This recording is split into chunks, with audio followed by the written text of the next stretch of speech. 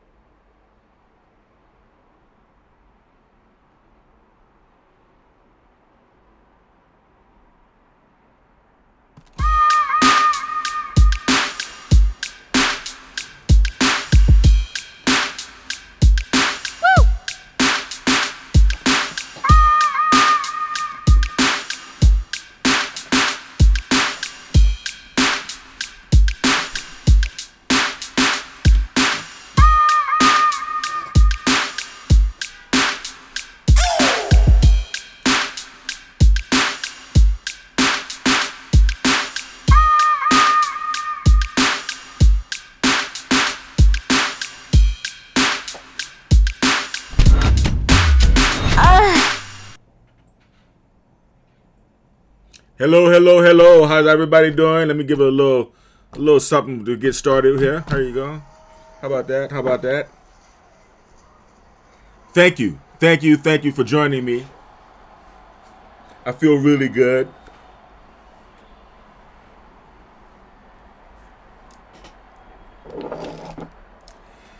It is the eve of my birthday, and I just wanted to shout. I don't know. I just wanted to shout out, give everybody a shout out, say how you doing, say good evening, and kind of close out uh, this evening of mine. I'm in the middle of cleaning up, as you can tell, in the middle of laundry actually, and just kind of getting it together. I'm getting prepared for a trip. I'm going to be heading out to Reno, and after Reno, I might be a couple of weeks in Nevada actually. After a couple of weeks in Nevada, I think I'm going to do a week in Arizona, and then in Hawaii. I paused because an earthquake just happened. You can see my cat over here. Let's see, desk left. Nope, I can't do desk left. But yeah, there's look. He's looking out the window. He's looking over the balcony to see what the hell is causing the ground to shake. But yeah, you may find a little seismic activity here in Southern California if you check the internet. I don't know. Maybe I'll take a look on Google and see if there's seismic activity. How's everybody doing? I hope everybody's having a wonderful day. Get a little bit of scratching going on. What? Well, it's always good. It's always good. Biometrics. I want to say a shout out to Mika and Nicole and Lindsay, the ladies of Biometrics, and Rudy and Tony and Mike and Carl and the fellas as well. I really appreciate all of you. I can't do any of this without you. What else? I wanted to talk about besides the whole kerfuffle. Oh yeah. That knucklehead with the Black American Party. I don't know, man. I think the guy is a bit of a grifter. But now we see some genuine, supposedly genuine Black American Party, or at least, Black Panther. At least they're wearing logos. They don't show their faces, and they seem to be barking at 7-Eleven owners and whatnot, and talking about the community this and the community that. I guess George Soros is throwing his money around, and he's trying to see if it'll stick on some authentic black people, because there seems to be a concerted effort to get the Black American community involved in this anti-black struggle. And personally, I advise against it. Put yourself in harm's way. We are American citizens, and ICE is really not our issue. Actually, ICE is trying to serve us. To turn this into some type of whatever thing, where we're just going to be rebel without a cause, or just anti the system just to be anti the system. Well, I don't know. I think there are better ways to spend our time, better ways to spend your time as an American. Well, here it is, January. It's the 20th of January. Tomorrow's my birthday. That's right. I'm going to be 41 for the 20th time. I think that deserves a little funny, huh? Yeah. And I'm enjoying life. I'm enjoying life in every aspect of life. I try to get my children to understand how to live life with gusto. Okay, speaking of my kids, shout out to Yvonne. Yvonne is now 40 years old. Can you believe that? Yo tengo un hijo con canas. I've got a son with gray hairs. And my daughter, Kay, hope you're doing well. And my son, Kai Kai. I'm especially concerned about Kai Kai. But we're gonna be okay. Things are gonna be okay. You know what I mean? Just yeah. Whenever you need, go to the freezer, son. because there's ice, baby. Doom, doom, doom, doom, doom, doom. Doom, doom, doom, doom, doom, doom, doom. Well, I ain't gonna say no more about that. Let's see. All right, so today I'm just clowning. I wanted to talk about. Let me see. I wanted to talk about there are 3 basic speeches that I give when people come to me for neurofeedback training. If you want to find out about my neurofeedback training, I suggest you go to biomedrxneurofeedback.com. All right, BIOMEDRXNEUROFEEDBACK.com. CaliforniaNeurofeedbackCenters.com. CaliforniaBrainTrainers.com. And my favorite, Neurofux. NEUROFUX.com. These are the many different approaches that I apply to neurohacking and consciousness hacking. Yes, the brain is my thing. I keep my trusty electroencephalographic amplifier right here on my desk. And I think you guys recall I've made quite a few videos of different neurofeedback sessions. I might actually do a session tonight, but I don't want to overtax my graphics cards because I'm also creating some AI images. I'm always burning AI images. It's good for when I'm sleeping to let the computer continue to process images, or to let it train my hyper network. Right? Hyper network is a file that you can train, and I've trained my hyper network with my own image. That's why you see a lot of pictures that I create, AI pictures that I create with believable pictures of me in them. Right? Training a hyper network it's a bit complicated. You got to know what you're doing. But I'm about to embark upon a very, very busy time. So I'm going to be filming, I'm going to be broadcasting, I'm going to be live casting from laptops. In fact, you know what? I think that's the first thing I'm going to do on my birthday tomorrow. These laptops are all charged up. I've got three laptops that I'm working with at the moment. And I think I'm going to do a little bit of work on them and make sure that they're updated. Because, if they're not updated, if they don't have their Windows updates, then when you go to the hotel, if your browser is not up to date, or your version of Windows is not fully up to date, you may not even be able to log on to the hotel's Wi-Fi to update it. And that tends to be kind of a pain. So I do so much work with desktops that I don't think about that. But yeah, thanks for joining me. I really appreciated it. I just wanted you guys to have a little bit of dropping the bomb with your boy, the voodoo child.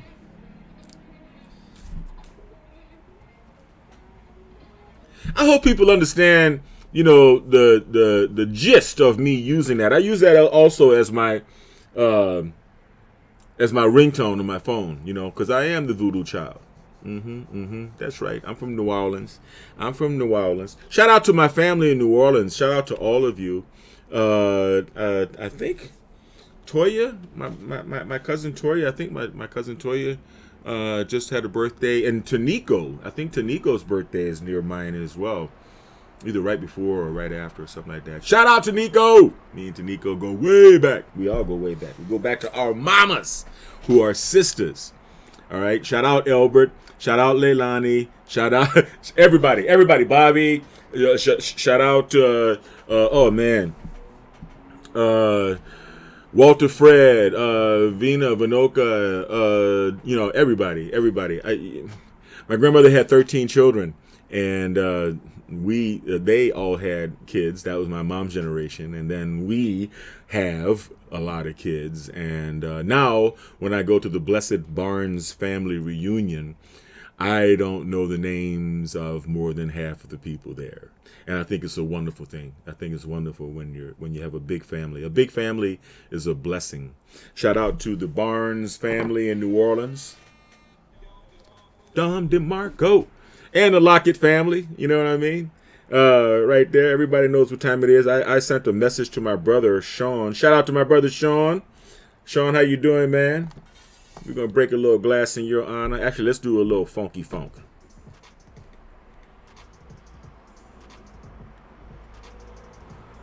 I think that's my brother Sean's soundtrack.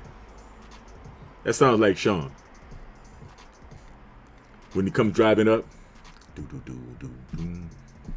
That's my brother Sean's soundtrack.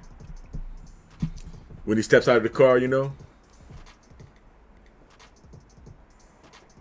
Shout out to my brother Sean Maurice Lockett.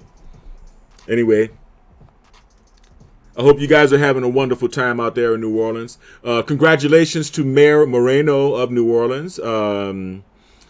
And thank you for doing what you're doing for the city. Thank you for getting it on and on and on.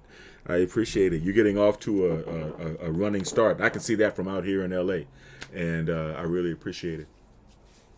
Te complemento a todos mis amigos mexicanos aquí en Los Angeles. So let's see. Am I really going to go over this? Yeah, let's go over this. Let's go over this.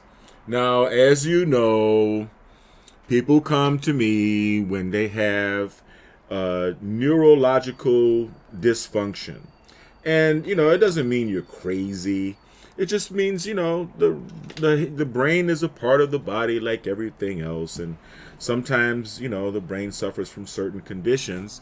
And mainly, those conditions are related to neocortical dysregulation. When the neocortex is dysregulated, that means that you have like little kinks in the neocortex. The neocortex, of course, is the pink, wrinkly form of the brain. I mean, part of the brain with that. What you see on the outside when you look at pictures of the brain on the outside. Let me see what I can get for you guys.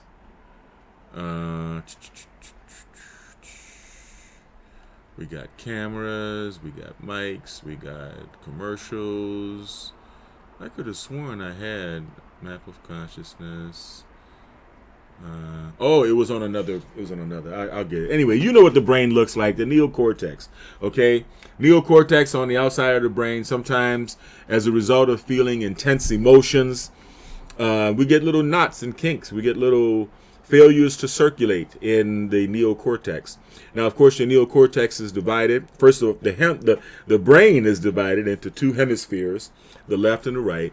And people have theories about left brain and right brain activities. And for the most part, that's true, right? The left brain handles more linear or logical processing. We would say the left brain would be STEM and the right brain would be arts, okay? And the right brain handles more creativity. But there are physiological reasons behind this, right? Your heart is in the center of your chest, but it's primarily on the left, right? Everybody knows it's like center left. And because it's closer to the left hemisphere of the brain than the right, the left hemisphere tends to get more circulation. So everybody's left hemisphere is bigger than the right hemisphere. That's just the way we are made. That's just the way it is. And but neocortical dysregulation occurs on both sides. Now, yes, most of the mathematical, linear, engineering type reasoning occurs on the left, and most of the feeling and emotions and stuff occurs on the right. But believe it or not, Some activities that you learn when you first learn them, it could be on one hemisphere of the brain, and then after you've been doing them for a long time, it could move. The control of that could move to the other hemisphere of the brain. There are many peer-reviewed articles about the brain, and I highly suggest beginning a long period of research like me, because it never ends. I'm right down the street from Claremont College, and Claremont College, two of the universities on the Claremont College campus have neuroscience degree programs. So I think it might be a good idea, down the line somewhere, to go down there and do some graduate study at Claremont. I'm always in Claremont partying anyway, so I might as well go during the day and go to school. But what was I saying? Oh, now, we also have, the left and right hemisphere. We understand about the hemispheres. We also have the lobes, right? You have the frontal lobe, right? You have the motor cortex, which is like where the headphone band goes. And right behind it is the somatosensory band. Right behind that is the parietal lobe, which is is one of the places where people who are not combat veterans accumulate dysregulation as a result of intense emotion and stress and so forth. And we also have the templar lobes. The templar lobe, people consider this part of the head the temple, but the templar lobe actually goes all the way to the back of the head. And it is very, of course, it's obviously close to the ear. It is very associated with the ear. So the templar lobe also tends to accumulate dysregulation, or aggregate. I think that might be the best term. Dysregulation.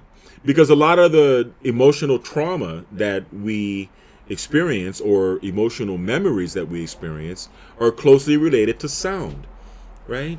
I mean, we all have a natural cringe when we hear a baby crying. Many of us have an emotional response to hearing sirens. We all have an emotional response to hearing a car crash. There are just certain things that trigger emotions, either because they bring back memories of things that have happened to us in the past, or most of the time it's because of that, because they bring back memories of things that were screwed up that happened to us in the past. And behind the parietal lobe, or I guess we could say beneath the parietal lobe, is the occipital lobe. The occipital lobe, it has a lot to do with sight. That's why it's called the occipital lobe, right? And the right eye is wired to the left hemisphere of the brain. The left eye is wired to the right hemisphere of the brain. The left hemisphere of the brain controls the right side of the body. The right hemisphere of the brain controls the left side of the body. Most of us aggregate dysregulation in the parietal lobe, and in the temporal lobe, and various parts of the brain. I mean, if you have a stressful life, if you're suffering from anxiety, stress, and depression, right? The three horsemen, or the unholy trinity: anxiety, stress, and depression. What most people suffer when they're suffering neocortical dysregulation. It is going to be primarily you can pretty much guarantee it's going to be in the parietal lobe, and it's going to also be in the frontal lobe. And but train all of the lobes. The objective is to train your entire brain, and you have to know how to do it. You have to know in what order to do it. That's very, very important, because it's your brain, and it's not, the neural amp is not a video game. A lot of people, a lot of my clients, they would come and observe me treating their children, and they thought that because they saw me do it enough times that it was only as simple as buying an amplifier and hooking it up. But you have to know what you're training, where you're training on the brain, and for what.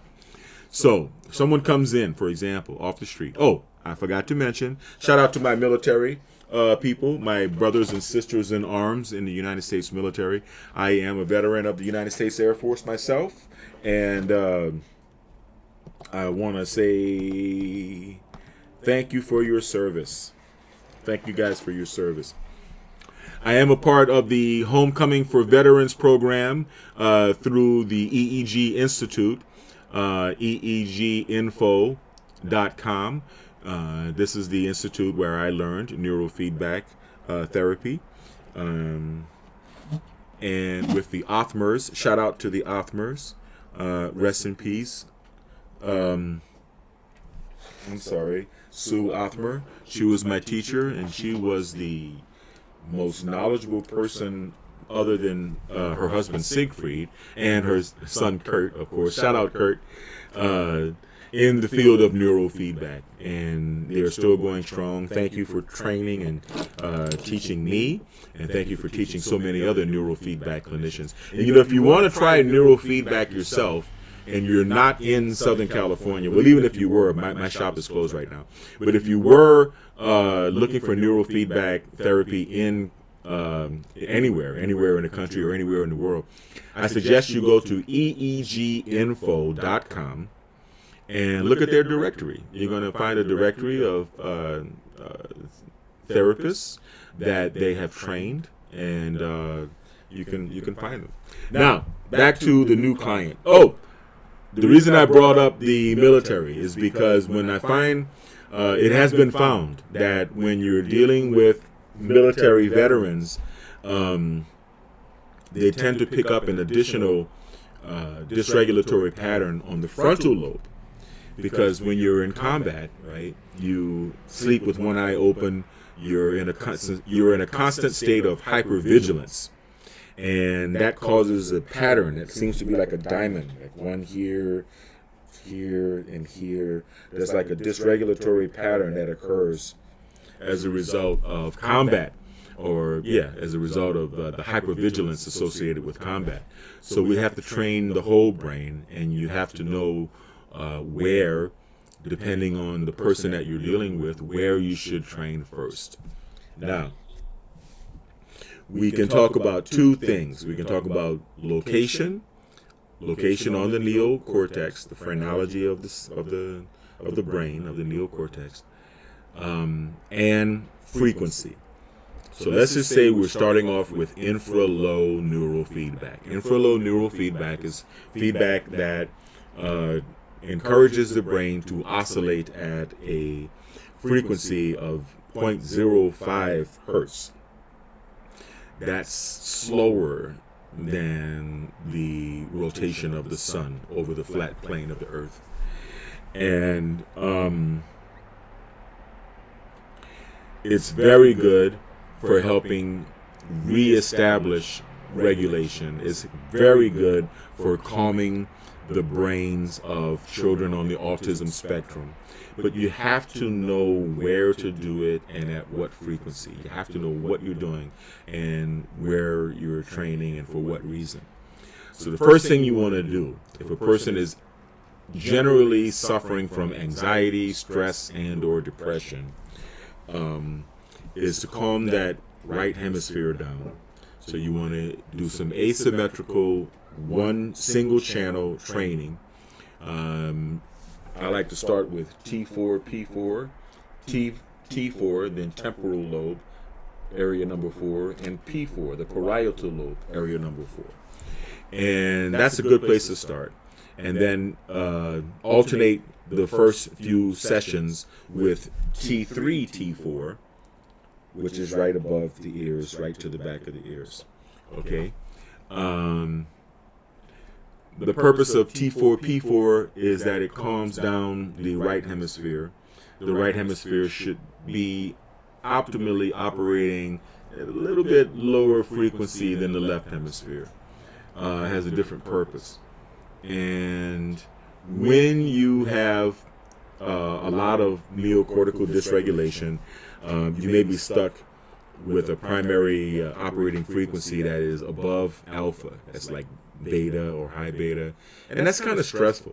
I mean, it's good to be in the beta zone of 20 hertz, high beta, 25 hertz or so, if you're, listening to a speech or studying or taking a test or working or giving a speech or anything like that. But after a while, it can be stressful. You know how you leave work at the end of the day, and your mind has just been operating at such a high, intense level, and then you get in the car, and then the intensity goes way up. You know, driving a car is very stressful. There's nothing written that says that the human being was designed to drive an automobile. And when you think about it, you're thinking linearly, you're thinking spatially, you're thinking still and motion. You're thinking with stillness and in motion. It's quite a complex combination of skill sets that is required to drive a car. We don't realize that because driving a car has become so much of a part of our culture that we don't realize it. But the act of driving yourself home is a little bit more stressful than the level of stress that you experience 8 hours on the job. That's just the way it is. And then you get home, and it's like, well, you know, I just want to relax. I just want to be calm. I just want to, you know, be curious. I want to read a book. I want to make love. I want to, you know, laugh and joke and be myself. But if your neocortex is severely dysregulated, it's going to be hard for you to reach that alpha state. Okay, biometric CBD, it'll help you get there. Regular old weed will help you get there. Wine will help you get there. Beer will help you get there temporarily till you burn out. And but not all drugs and not all alcohol, but they will get you that alpha state that you're looking for. It's a shortcut. No judgment. That's called self-medication, right? It's called self-medicating, and people self-medicate. We're human. People self-medicate. I don't judge because I run a head shop, so I don't judge. All right, but I mean, of course, there are downfalls to self-medication. Addiction being one. Drinking alcohol and doing drugs actually causes dysregulation. But then so does coffee and a lot of other things. You're going to learn these things as time goes on. But the reason you want to go back and forth between T4, P4 in the beginning stages with infra-low frequency neurofeedback and T3, T4 is because with T3, T4, you're crossing all three cortices of the brain, including the subcortex and the brain stem. Now, if you have been suffering anxiety, stress, depression, or just anxiety by itself for a long time, then that means that the brain stem, your brain stem, is also experiencing a lot of tension. It's not just at the neocortex level. It's not just on the outside of the brain. So T3 to T4 evens out. It's basically a one-channel effect to kind of connect the left and right hemispheres again, but connect them at an infra-low frequency. So I just gave you guys a secret to my beginning training module. Now, what people don't training protocol. Now, what people don't realize is that neurofeedback is a bit like yoga or a bit like working out, in that I sell my sessions in blocks of 20, but yeah, you're going to feel a lot better after 30 or 40 or 60. And I can't tell you that you won't, because it's like yoga, right? You can go through a course. I remember years ago I was on the television show Exhale. Steve Ross is a yoga guy. His television show Exhale. And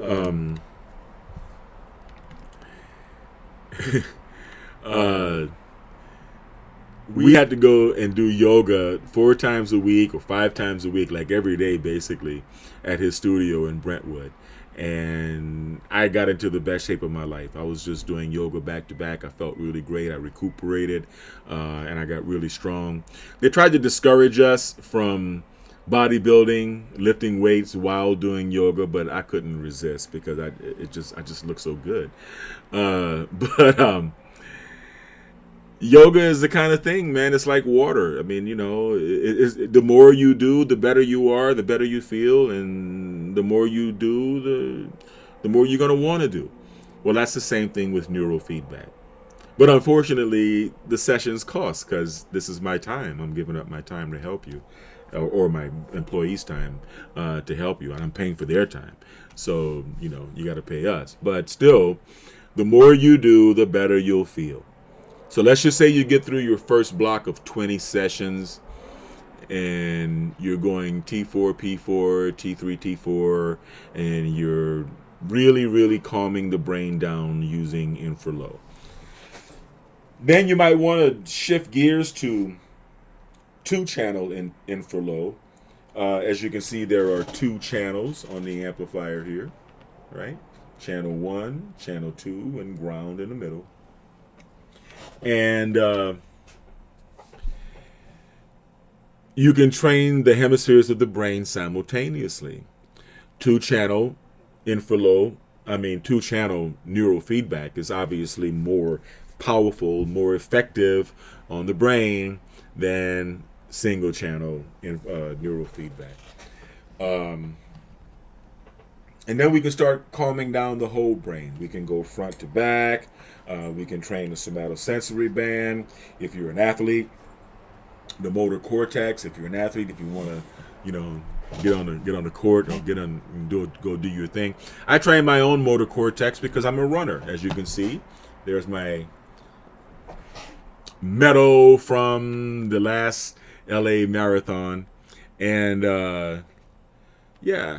so it's like that, right? So you get these first sessions out the way, you get these first 40 sessions out the way, then we can go into a more advanced study called alpha theta, right? We all like to be in the beta zone, a nice, what we call the yummy zone or a happy zone, but to simultaneously train at about 7 hertz theta and about 10 hertz alpha, you're relaxing the mind, and what you're really doing is you're putting yourself in a position where you can bridge the gap or bridge the critical faculty and connect the conscious mind to the subconscious mind. You can dig up repressed emotions, hidden memories, or whatever. And some people remember actual memories. Some people cry. A lot of people cry during alpha theta. I think it's not bad to cry during alpha theta. And some people go to sleep. I don't recommend going to sleep, but it's okay. It's okay. You can train through that. Once you now, what does alpha theta do? What alpha theta does is it's like taking the emotional part, the painful part of anxiety, of having anxiety, stress, depression. Remember, these things are quite often, if not always, attached to specific memories of traumatic events that have happened in the person's life, right?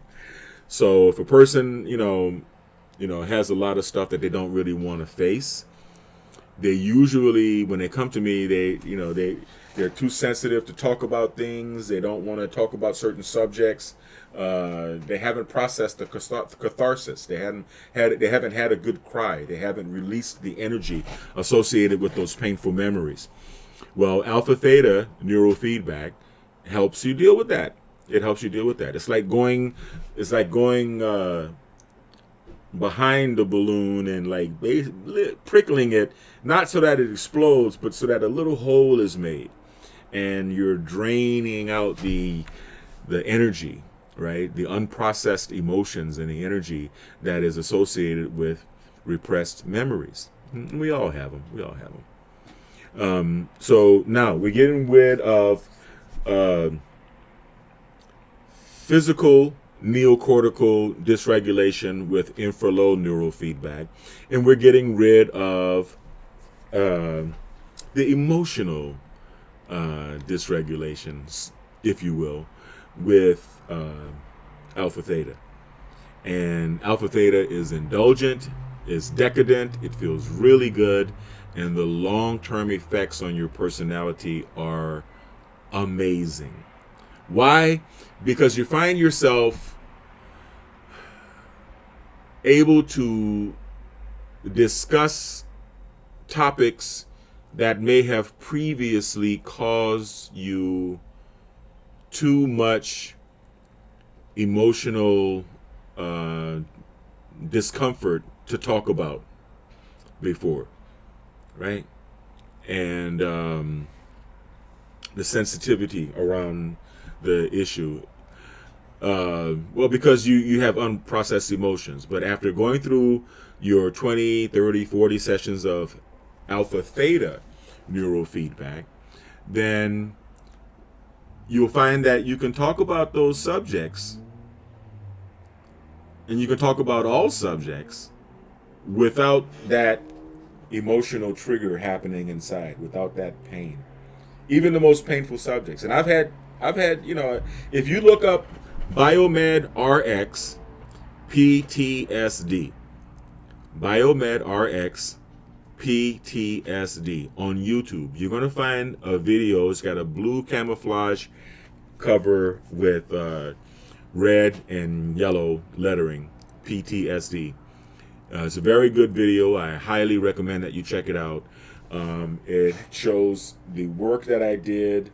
One of the veterans that I helped on the Homecoming for Veterans program, and he gave his testimonials before and after several sessions, and you'll see that they find that when they get through the alpha theta, that they can talk about the combat experiences that they buried, the memories that they buried can start coming back, but they don't hurt as much.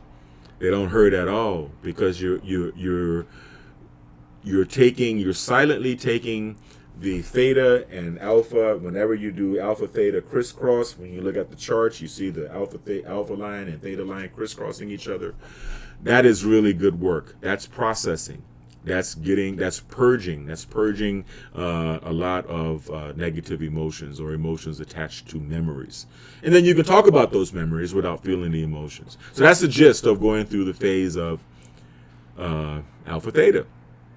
And then after that, we can go into what we call peak performance neurofeedback training. Now, we want to try to get you as close to clear, and shout out to my Scientology friends. I know Scientology people that have visited me at the Biometrics Health Center, and I don't want to step on any toes, but within Scientology, and shout out to Scientology and Dianetics, in their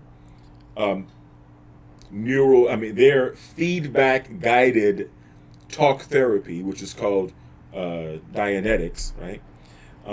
They're taking a similar approach, except they call I think they call them engrams. I think they call the negative memories that affect your behavior as engrams. But either way, I don't know. I guess talk therapy with the assistance of an e-meter, which is basically measuring galvanic skin response, right? Your skin gets a little bit moist when you remember something that was painful. Not when you're feeling pain. When you're feeling pain, your skin can be dry as a chip. But when you're remembering pain, you're going to feel a little moisture. Strangely, right? When you sweat, like when I tore my bicep, right? I tore this bicep on Thanksgiving Day, and I can't remember what day it was, but you can see this gap right here. Installing a flat screen TV. Maybe it's the one that I'm looking at right now. Anyway, that hurt. It hurt so bad that I sweated. That was one of the most painful things I'd ever experienced. And when you sweat through actual pain, live pain that you're feeling at that time, then that means that the next thing you're about to do is pass out. That's how much it fucking, excuse my language, that's how much it hurt. But the memory of pain, the sheer memory of pain, does bring a little bit of moisture to the skin. And measuring that moisture is part of what is happening with the Dianetics e-meter, the machine that they use to do Dianetics talk therapy.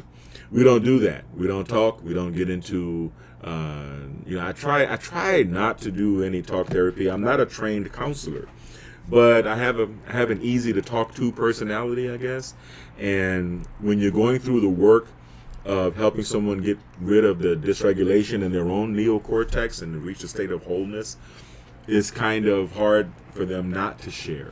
And like I said, when you're going through alpha theta neural feedback, then it makes it easier to share because you can start coming in and, they come in and say, yeah, Devin, I was thinking about this and thinking about that. And I remember I used to shed a tear whenever I remembered, my dog dying or my mom or whatever.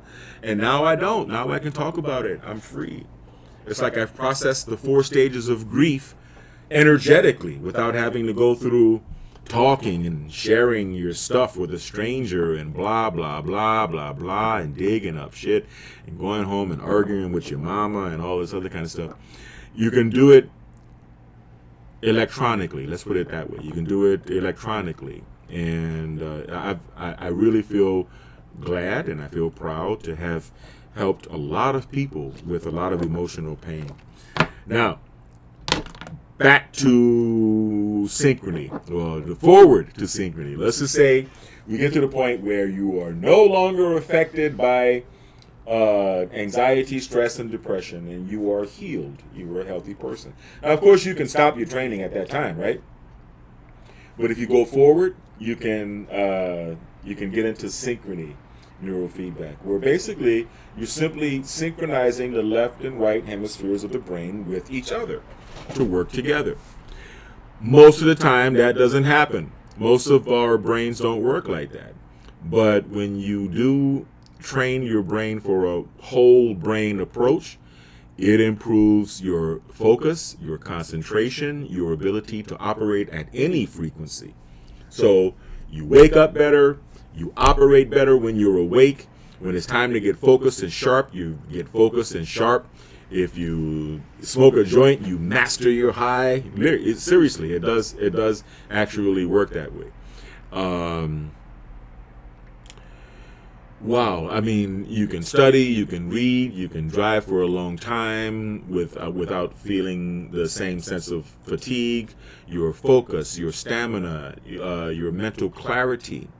Man, you feel like you can take on the world. Yep. And it works, man. It works. Now, when you're dealing with synchrony, once again, when you're dealing with all neurofeedback, there are many conversations to be had about physically where you train on the neocortex, and there are even more conversations about what frequency you train at, because everyone's trying to accomplish different things. I've had golfers come to me to improve their golf game. I've had pilots come to me, fighter pilots, come to me to improve their reflexes, their sharpness of mind. I've had couples come to me. I have a protocol within which I would hook the one channel of either the channel 1 or channel 2 of the neural amp to the wife and the other channel to the husband, and I will split the ground and attach it to both of them, and I'll train them together, and that's called the honeymoon protocol. And you would not believe how amazing that experience is for couples. It's a great date night idea to come in and sit down and watch a movie together, and while you're watching the movie together, you're actually training your brains to be at the same vibe. And I've had customers leave my shop finishing each other's sentences. So I feel very glad to have been able to enhance the quality of these relationships. But you can do many things, man. I mean, you can stay at your yummy zone. You can, train yourself at 10 hertz, 12 hertz, which is really good. And the more you do it, then the more you're able to train. I find in my man Dave Seaver at Mind Alive, shout out Dave Seaver up in Canada, has also found that if you and Siegfried Othmer, shout out to Siegfried and Kurt, that if you train a certain frequency, then the frequencies below there are easy to master. So I train personally at 50 hertz. That's the highest frequency that the software offers, and I love it. But it takes a long, and I mean long time before you can get up to that frequency, okay? You don't want to train at too high of a frequency. You can cause yourself constipation. There's a lot of different things that you can cause. You don't want to go through that. But if you can gradually get yourself up to, a neural hacking frequency, then I highly suggest that you do. Now, the frequencies that we're talking about here, we're just talking about brain frequencies. We're not talking about vibration. I want to be very clear about that. So let's take out the brain frequency. Where is it? Map of consciousness. No, that's a map of consciousness. Where is my brain?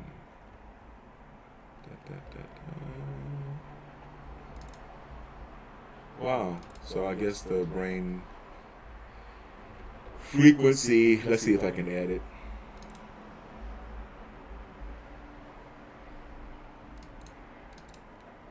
Let's see if I can add this image.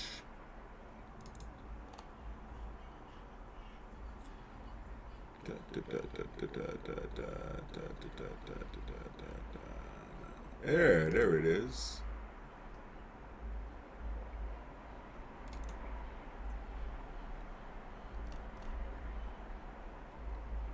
Oh, well.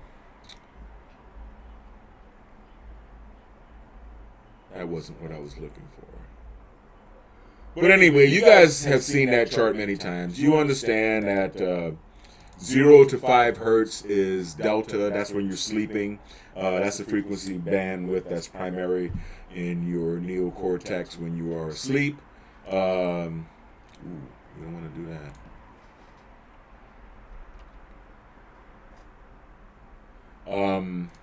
6, 7, 8, 9, 10, 11, 12, 13, around there. That's what you would call the that will be the theta zone, okay? This is the neocortex that you see right here, right? And above theta is associated with REM sleep, with light sleep, okay? Hypnosis, all right? The state that you're trying to get your patient into, your client into during hypnotherapy is the alpha theta state, and which means that you're trying to bypass the critical faculty so that you can get right into the subconscious, the alpha theta state, okay? And where was I going with this? And basically, when you get through that frequency above theta, right, then you get into alpha. Alpha is pretty much where we are when we are relaxed and awake, right? It's when you wake up. That's what you're supposed to be at, right? Around 10 hertz, right? We'll just say around 10, a little bit above, a little bit below that. When you get to 20 hertz, now you're getting to beta. The beta frequency band is associated with the level of neocortical arousal that you're experiencing at the time that you're listening to a speech. Like right now, you're listening to me. If you're listening to me on this video, then your brain is probably operating in beta mode, right? 25 hertz and above, 25 to 30, we consider that high beta. High beta is basically the brain state that you're at when you are solving a math problem, when you're actually computing, when you're actually thinking. Above 30 hertz is gamma. The gamma frequency zone, and that can go up to 100 hertz, but I train at 50 hertz. I train in high gamma. The gamma zone is the unifying frequency. That's the frequency that is associated with problem solving and conflict resolution and all kind of beautiful things. So when you have a well-rested brain and you are training with gamma synchrony, trust me, then you are able to master the flow state, or what we call the zone, right? You know how you hear about athletes talking about, I was in the zone, man, I was this, I was that, I was in the zone, right? Yeah, that's the flow state. That is the state that very experienced yoga, gurus and meditators reach, but it takes a long time to do, right? There's a very good synchrony neurofeedback video that's done by my instructor, Sue Othmer, et al., and Siegfried, where they traveled and they worked with some Buddhist monks. And just watch the video, okay? Watch the video, because it's important to get the feedback from lifelong meditators about the effects of neurofeedback and how it compares to serious, intense meditation done by a professional, right? I mean, you would consider a monk, right, to be a professional at meditation, at least, right, at the very least. So, there you have it. We start with alpha theta. We then move into, we start with infralow. We then move into alpha theta. Then we get into gamma, right?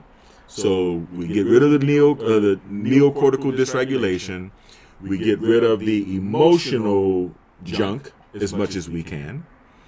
And then we move forward to training the brain for peak performance. Now, we're not only talking about frequency, we're also talking about where you're training, location on the brain. That's another long-ass video, or a series of long videos. And I don't really have the time. I'm about to crash right now. It's 8:44. I'm about to crash right now. But that's where we get started. Okay, thank you for watching. Now, I'm going to show you these charts just a little bit, because the charts, we're going to get into the charts tomorrow on my birthday. We're going to get into the charts. We already went through all of the frequencies without me showing you the chart of the neurofeedback frequencies. Okay, now we're getting into vibrational frequencies. Okay, and I'm going to give you a little preview here, right? So this is what we're going to look at tomorrow, right? This is not the frequency that we're talking about when we're talking about neurofeedback. That's not what we're talking about. This is not that, okay? There we go. This is not that. This is your vibration. Where are you? Where are you at? Where are you? What is your vibration as a human being? And you know what? That brings me to another subject. One of the challenges of dealing with the brain and the issues of the brain is that when a person goes beyond a certain threshold, their dysregulation causes serious changes in their personality and in their character as well. But when my clients come in off the street, I don't know them, so I don't know what kind of character they're dealing with to begin with, right? I don't know their parents. I don't know what type of character they were raised to have in their home, in their family, in their culture. However, when you go to 12-step meetings, Alcoholics Anonymous or Drug Addicts Anonymous or Sex Addicts Anonymous, not that I would know about any of those, but when you go to the 12-step programs, people are bringing their crap out, right? They're bringing their crap out to the surface. And you kind of grab on to the vibration that everybody else is at. You may not share when you first go to your first 12-step meeting. But eventually, on a vibrational level, the vibration of where everybody who is suffering from addiction and trying to get out of it sinks into you by hearing everyone else share. And then eventually you want to share. And it's a wonderful thing. And then you share. But the stories that they share are often stories about how their character was negatively disaffected by their addiction, right? Oh, I stole from this person and I did that and I hurt this person and I robbed that person and I slapped that person and I had this argument and I lost my job and people don't trust me anymore and whatever. That does happen. That does happen. And that too, right, will be resolved when you resolve the neocortical dysregulation and the emotional dysregulation. That will solve itself in time with work. But in the meantime, Devin, as the practitioner, I am still dealing with someone who is in a miserable state. And they don't know that I know that they're in a miserable state because they don't know that I know because they don't have an understanding or appreciation for the experience that I have, the knowledge, the training, the education, and the experience that I have, and how I know my way around the human brain, right? And so they think they can gaslight me, they think they can lie to me, they think they can play games, or they think that I am at their level emotionally, and I'm not. I don't lord my own level of having my shit together over my clients. I just don't do that. I just don't do that, right? I mean, I think it should be self-evident by dealing with me, but sometimes it can be challenging, man. Even with veterans, man. Even with veterans, sometimes it can be challenging because when the person is severely dysregulated, they could have a short temper. They could be a klepto. I mean, there's a lot of things you don't know. It's the brain, man. It's the brain. It's the brain. And so, working through it, I don't mind doing that. It does take time, right? You have to do your sessions in close interval. You have to do a lot of sessions. You got to do your sessions in bulk boxes of 20. But the point I'm trying to make is that the character of the client could be disappointing in the process.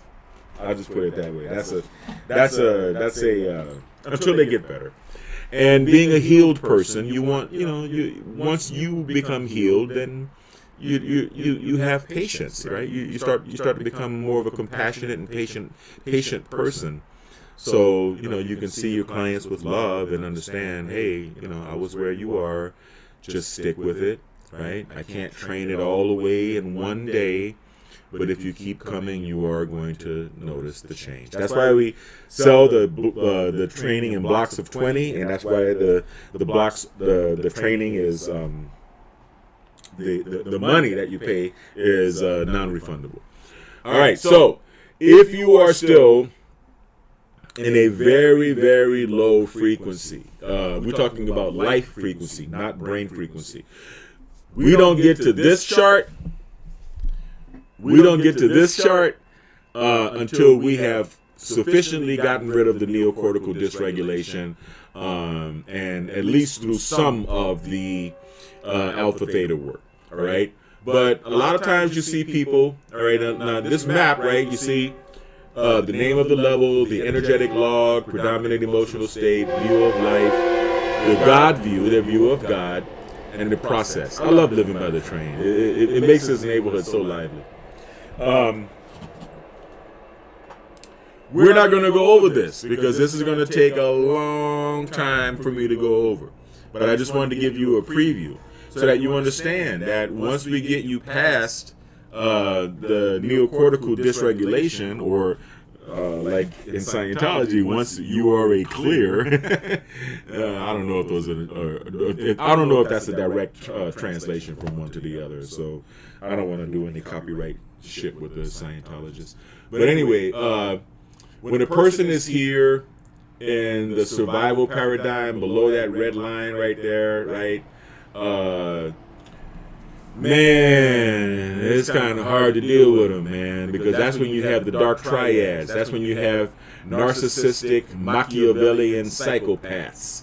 And you know, look at the names of the levels: pride, anger, desire, fear, grief, apathy, guilt, shame, right?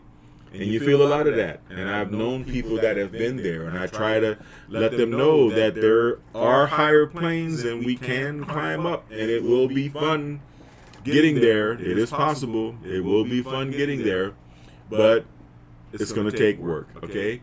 Anyway, I don't want to keep going. You can see, I'm sure you can freeze the video, all right? You can freeze the video. You can check it out. You can look for the map of consciousness on the web.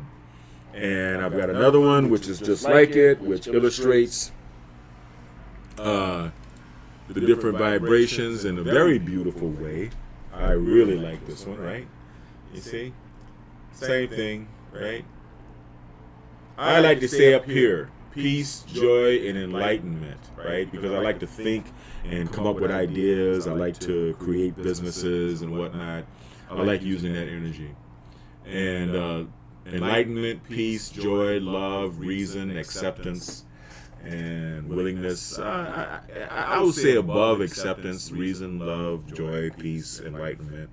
And there are ways to get there.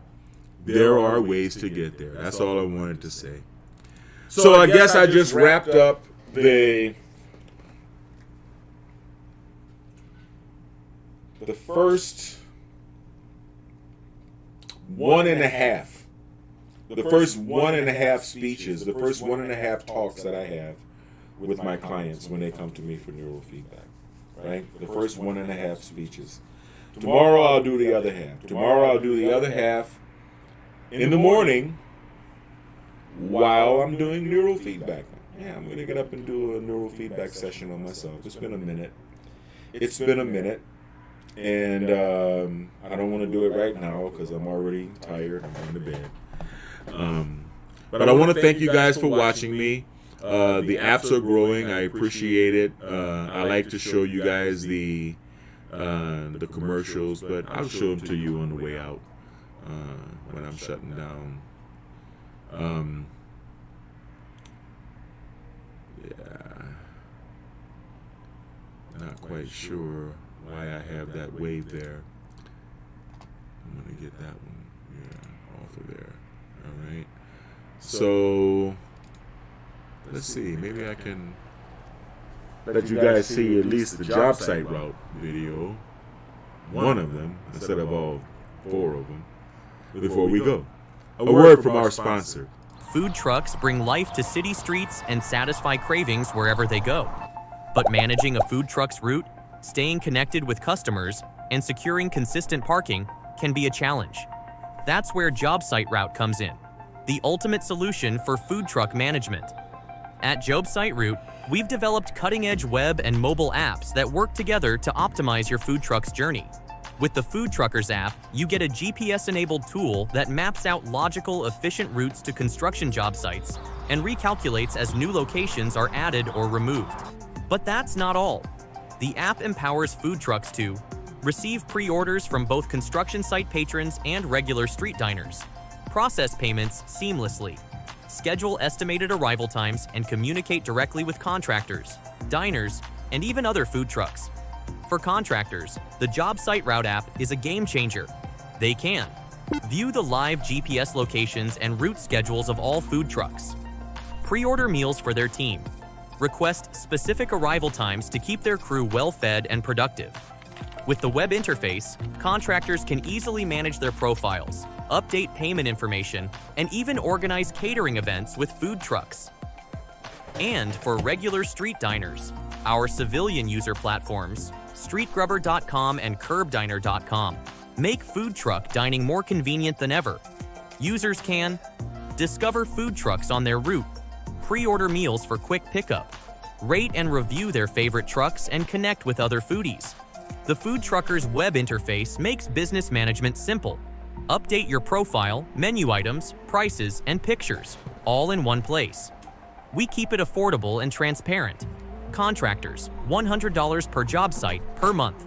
Food trucks, $100 per month plus 10% of pre-order sales. Civilians, $100 per month for adding custom addresses to the route. With Job Site Route, everyone wins. Food trucks have continuous parking and steady sales. Contractors keep their teams fueled, and diners enjoy the best meals wherever they are.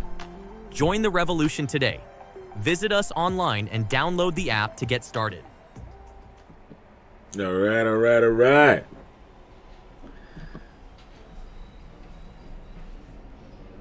I like messing around with the music. Actually, you know what? Let's go to something funkier.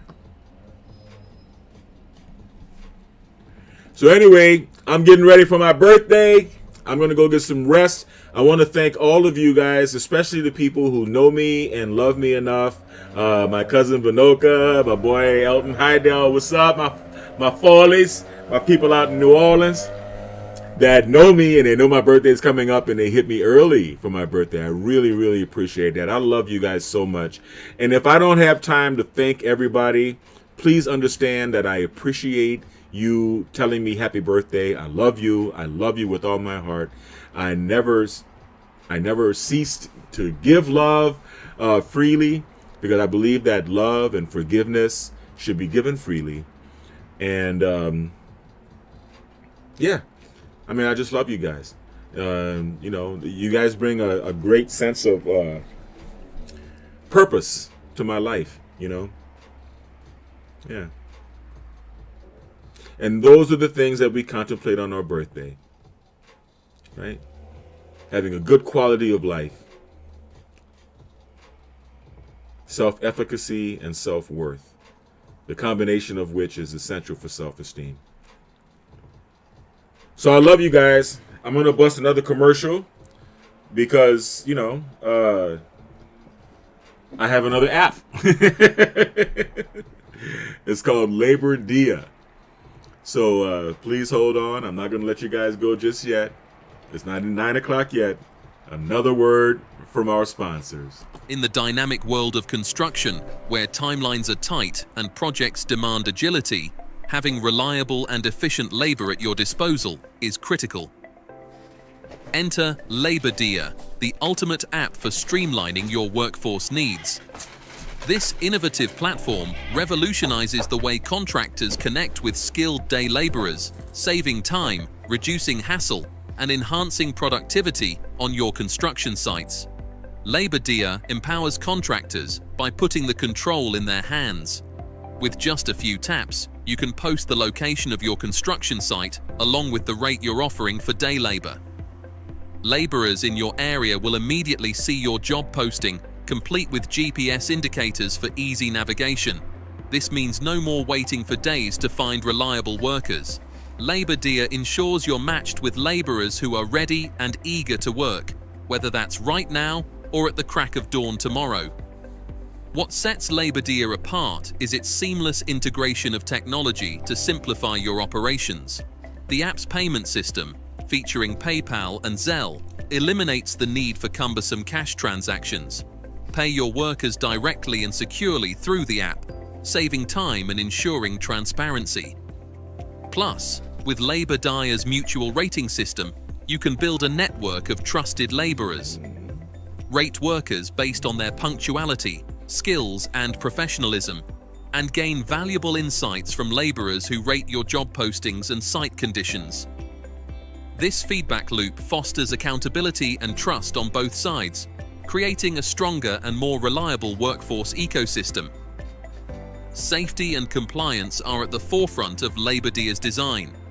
By offering tools for verifying worker profiles and guidance on labor laws, the app helps you maintain legal and ethical standards on every project. Additionally, features like geofencing ensure precise location tracking, so you know your team is where they need to be, when they need to be there. Labor Dia doesn't just make your job easier, it helps you run your business smarter. Use the app to track payment history, analyze labor costs, and optimize your hiring strategy based on real-time demand insights. Whether you're managing a small renovation or overseeing a large-scale development, Labor Dia provides the flexibility to scale your workforce up or down with ease. In today's competitive construction industry, staying ahead means embracing tools that simplify and enhance your operations. Labor Dia is not just an app. It's a strategic partner that empowers you to focus on what you do best: building. Don't let labor shortages or inefficiencies slow you down.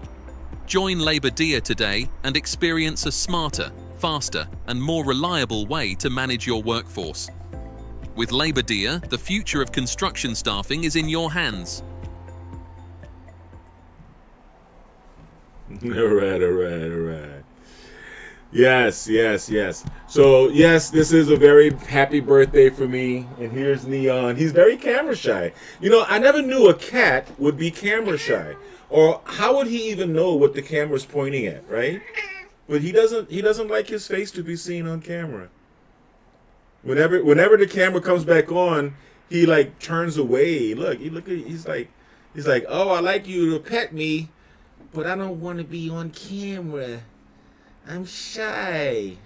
This is Neon Ski Real. He was named by my son Kai, Neon, and then we gave him two names because he answers to Neon and he answers to Ski Real, and he's the best orange tabby in the world, right, Neon? Look at his tail wagging. He loves sitting on top of my head. Neon. Have fun, Neon. So thank you guys for watching me. I was going to do a neural feedback session, but I'm really not. I'm going to play with Neon a little bit and maybe watch some more YouTube and go to sleep. As always, you know, I want you guys, well, let's see, what kind of music we want to play for this one here.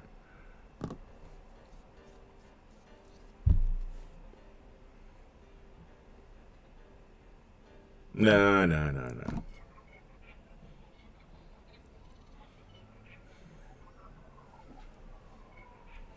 That's some ill, sick shit.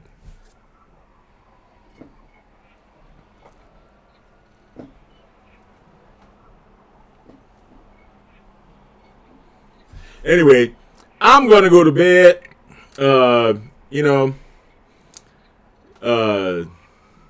and enjoy the rest of my birthday eve. I want everybody to stay kind, because, you know, kind is not only the new sexy, kind is the only sexy. I want you to stay blessed, and I want you to stay healthy. And if you can't do that,